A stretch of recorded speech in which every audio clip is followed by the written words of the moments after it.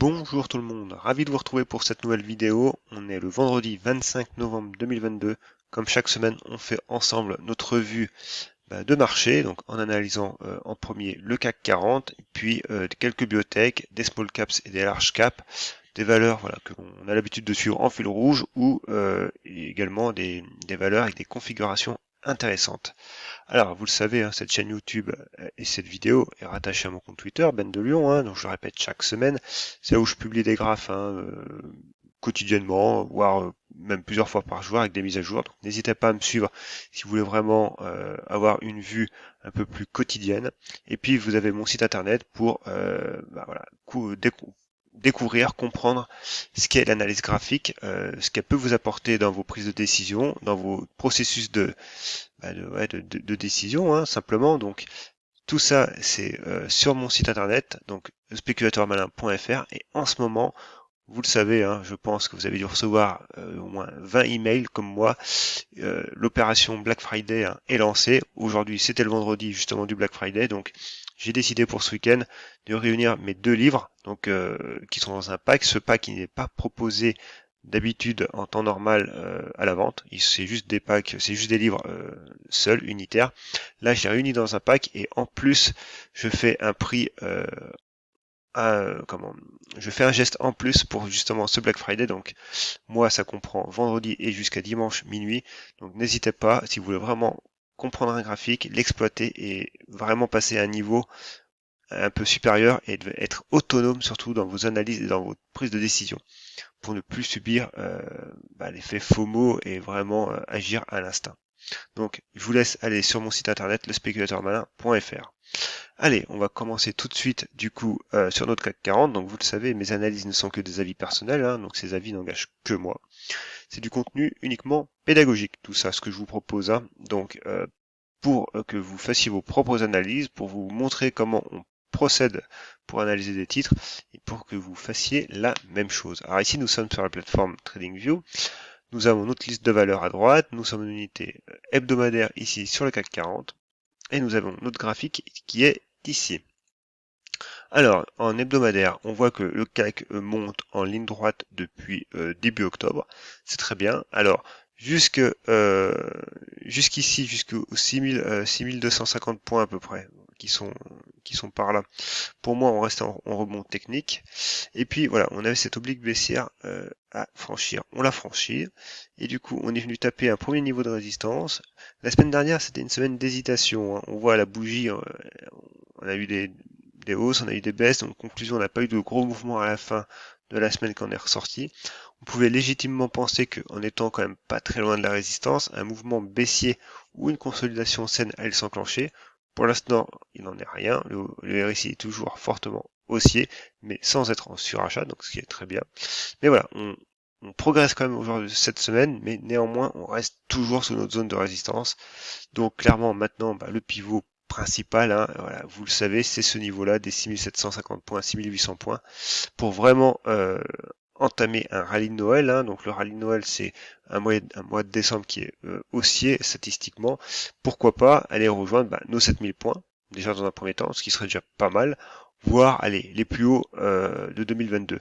Pour l'instant, c'est pas le scénario que je privilégie. Moi, je privilégie plus, pourquoi pas, encore une petite poussée en direction des 7000, 6900, mais pas au-delà. Maintenant, voilà, c'est un scénario. On se laisse porter par le prix. Si on se remet en unité journalière, on voit qu'on est parfaitement cadré dans notre canal haussier. Et puis on voit, hein, on avait les 6100 points, notre rebond technique, les 6250, 6300 points qui correspondaient vraiment encore à notre phase baissière moyen terme. Et puis voilà, le franchissement de la M200 qui nous a propulsé. Et puis on voit que la semaine dernière, en fait, toute cette zone-là, ça avait été de l'agitation. Et là, on revient vraiment taquiner la zone de résistance qu'on avait connue au printemps.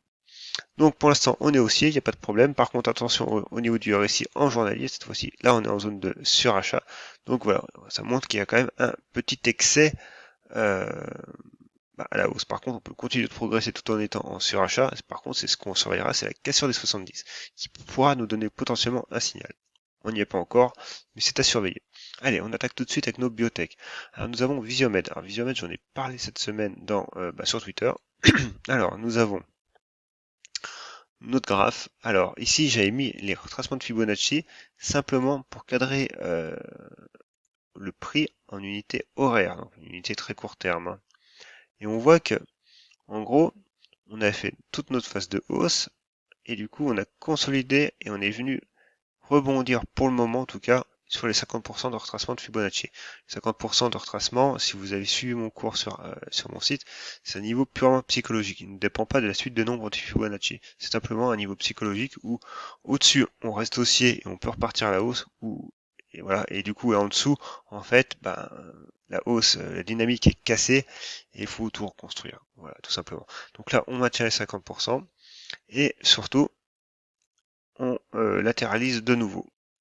Et on voit, on a un niveau pivot court terme qui se dessine ici sur les 0,4565. Donc, les bandes de Bollinger se contractent tout doucement. Le RSI est neutre. Voilà. Donc, pour l'instant, il n'y a pas de péril en la demeure, mais on surveillera attentivement la suite. Alors, évidemment, si on se remet en journalier, ben, on voit qu'on a buté sur notre zone de résistance ici des 0,48 tout simplement. Donc maintenant, il en faudra un peu plus pour continuer à revenir tester et puis s'en affranchir. Allez, on continue. Pareil, une autre valeur que je surveille particulièrement, c'est Osemino actuellement. Pourquoi? Parce que Osemino, donc si on se remet en hebdomadaire, on voit que le prix depuis, alors, pas depuis le début d'année, mais depuis le printemps, latéralise, tout simplement, en fait, hein, voilà. On a cette belle zone ici, ce range, un range assez large entre les 4, entre les 5 euros et les 7,50. On voit, on a eu des grosses bougies quand même. Par contre, actuellement, on est complètement neutre en hebdomadaire. On est posé autour de la M200 et puis on a des bandes de Bollinger qui sont encore assez larges. Néanmoins, voilà, on a quand même une figure qui se dessine. Alors, on a même, pourquoi pas, qu'on peut représenter une épaule tête-épaule. Alors, du coup, on aurait, tac, tac, l'épaule, tête, épaule. Alors, c'est une épaule, tête, épaule inversée, évidemment. Et pareil, ça, vous avez un cours sur mon site. Et puis, tout est pareil dans mes livres numériques. Là-dessus, j'en parle assez. Donc voilà. Donc, du coup, ça nous donnerait comme objectif un report chartiste. Voilà, qui est un objectif purement graphique, mais qui a le mérite d'exister quand même. Et du coup, qui nous donnerait cette zone-là des 10 euros. Donc, voilà, c'est à surveiller. C'est une configuration qui est pas mal, qui est propre. Alors, en hebdomadaire, évidemment, on est un petit peu large au niveau des bandes de Bollinger, ce qui est normal, on est en hebdomadaire. Par contre, en journalier, voilà, j'y arrivais, clairement, ça commence à se comprimer un petit peu. Alors, on a notre niveau ici des 7,15 à surveiller, mais voilà, on a des bandes de Bollinger qui commencent, qui encadrent le prix. Au milieu, voilà, on reste neutre quand même à court terme. Par contre, voilà, on a un premier niveau de cassure qui peut arriver sur les 7 euros, mais voilà, on attendra 7,15 et puis on n'oublie pas qu'on est quand même sur sous une résistance moyen terme. Donc clairement, voilà, le gros pivot moyen terme, c'est les 7,50. On continue. Médian technologie. Alors Médian technologie nous fait quelque chose de pas mal cette semaine. On le voit donc du coup en hebdomadaire, on est sous une résistance oblique qu'on vient taquiner. On a l'AM200 en support et on est neutre. Tout simplement. Il n'y a pas besoin d'en savoir plus, on est neutre. Maintenant, si on se met en journalier, alors, voilà, je vais rehausser un peu, on voit que du coup, clairement, voilà, on a fait une belle mèche, on a eu un objectif graphique atteint, et on a eu surtout notre zone de résistance moyen terme des 9 euros là, qui, qui prend appui ici, qui tient toujours. Donc attention, moi je trouve que on a fait quand même un beau rallye depuis les 7,50 jusqu'au quasi 9,50. Il serait sage, entre guillemets, de consolider un petit peu, de respirer un peu, et ça serait pas plus mal. Ça serait même ça en fait.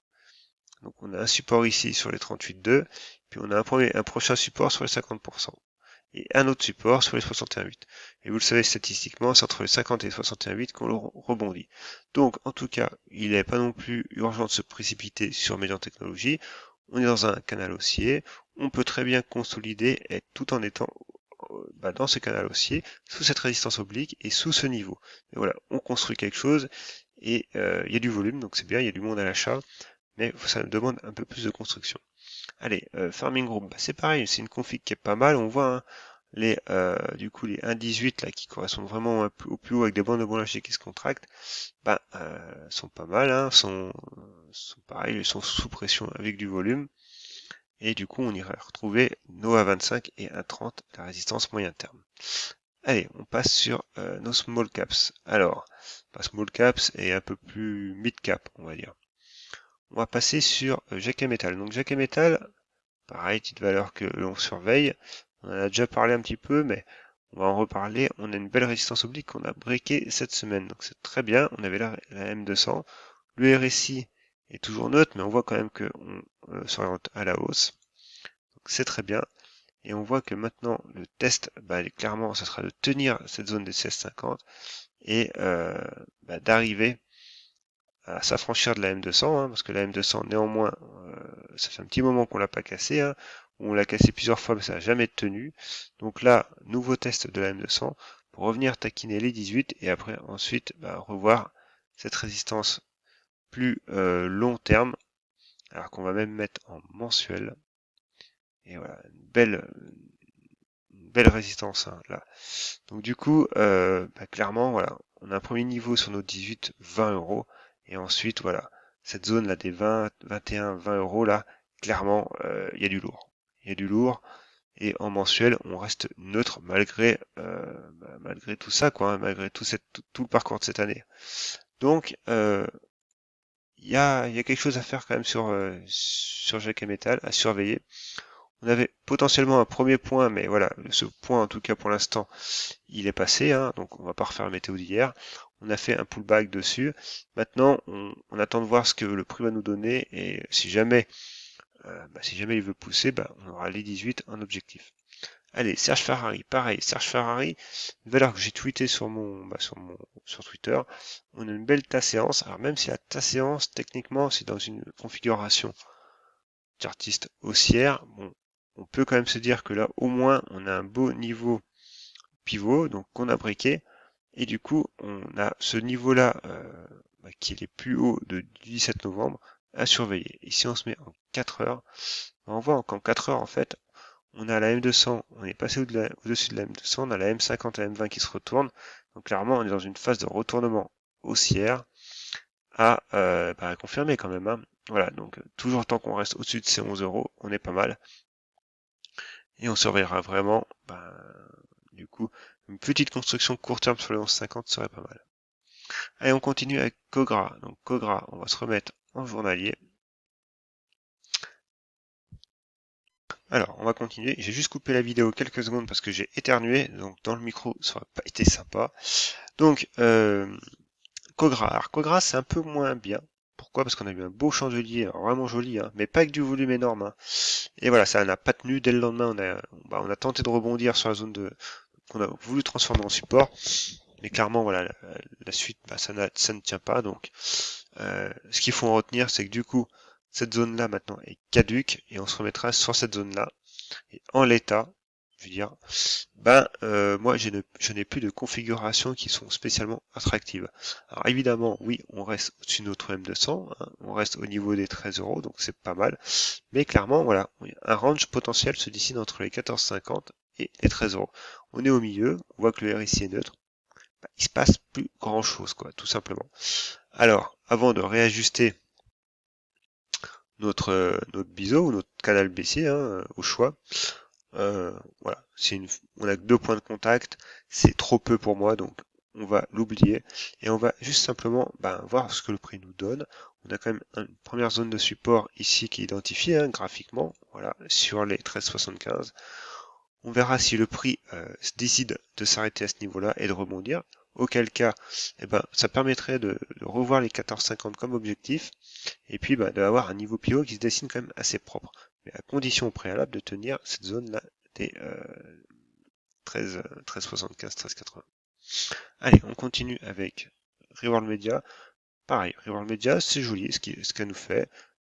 Triangle ascendant, on a un petit range court terme au milieu, avec deux bandes de Bollinger qui encadrent le prix. Voilà, c'est pas mal. Alors il y a un peu de volatilité quand même, faut pas le nier, mais on a un support court terme sur les 5,50, on surveille.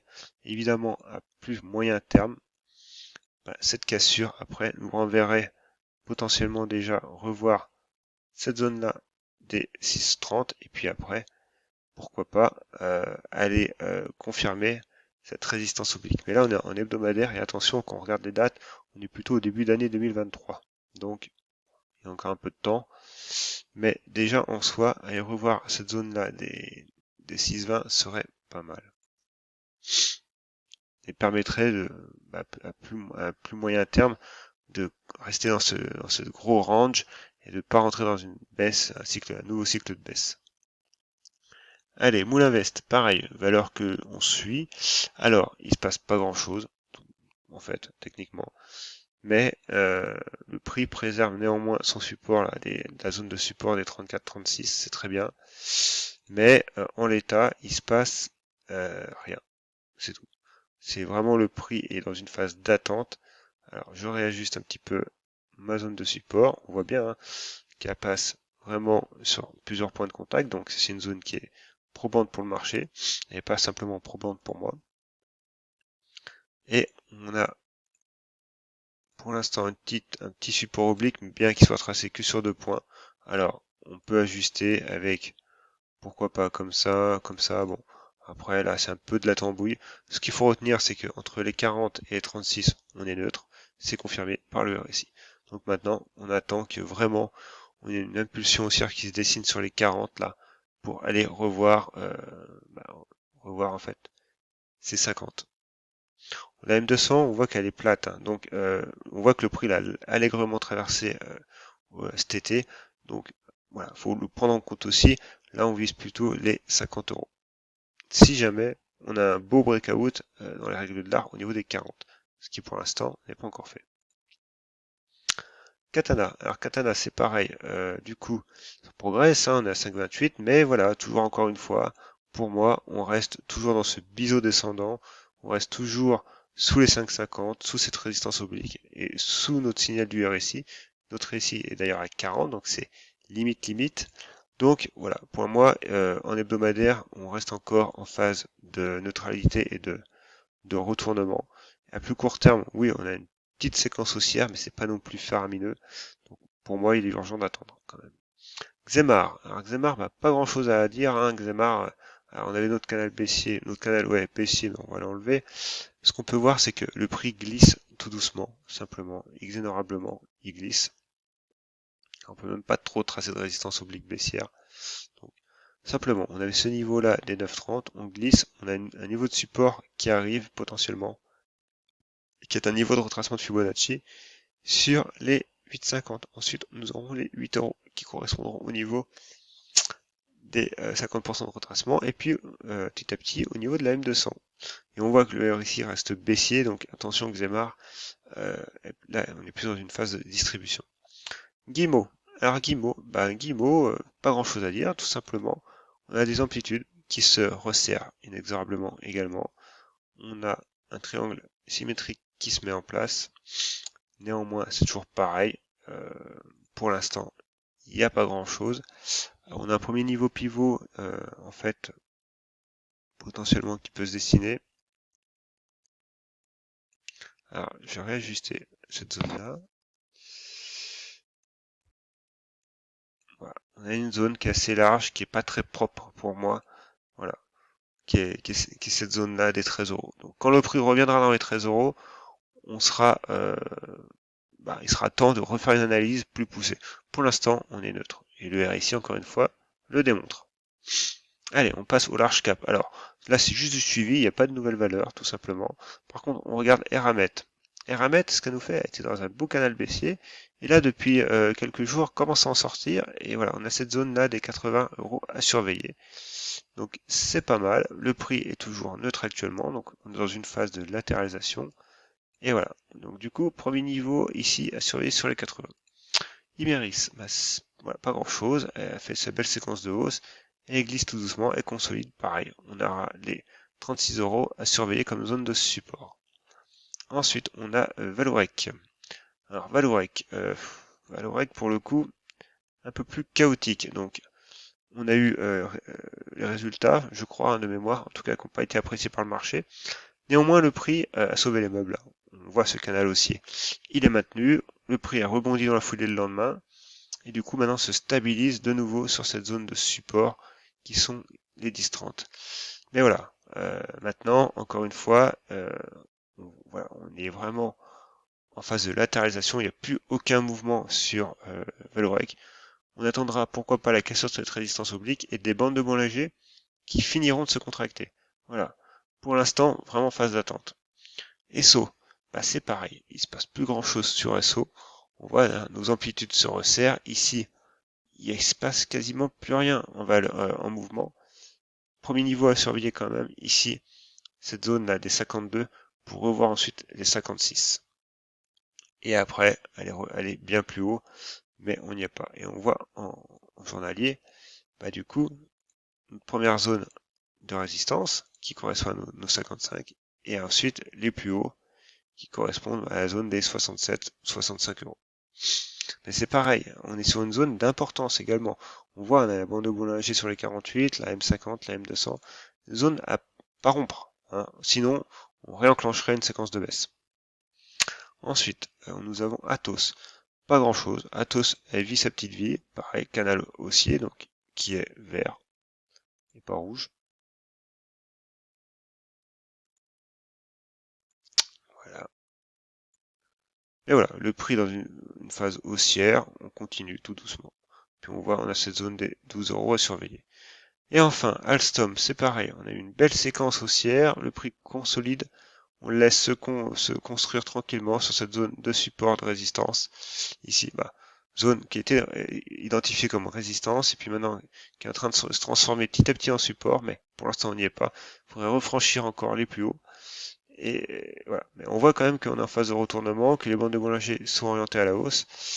Donc maintenant, une petite phase de latéralisation, pourquoi pas pour calmer un petit peu le jeu, est envisagée. Voilà, c'est tout pour aujourd'hui. J'espère que bon, voilà, j'étais assez clair, que assez pédagogue. Donc n'hésitez pas à me le dire en commentaire si vous avez des valeurs que vous voulez que j'analyse également. Mettez-les-moi en commentaire. N'oubliez pas de vous abonner à cette chaîne et activer le petit pouce en l'air. Ça me motive déjà, ça montre que voilà, mon contenu vous plaît et que vous interagissez avec moi. Et puis évidemment, il n'y a pas de mystère, ça plaît à YouTube également. N'oubliez pas, hein, pour le Black Friday, vous avez mon pack de 2 livres qui est vraiment à un prix très réduit. Donc n'hésitez pas à en profiter, sachant qu'en plus, du nouveau contenu viendra s'ajouter dans le futur. Tout ça dans les mises à jour qui seront gratuites, bien évidemment. Donc sur ce, je vous souhaite un très bon week-end et à la prochaine. Bye.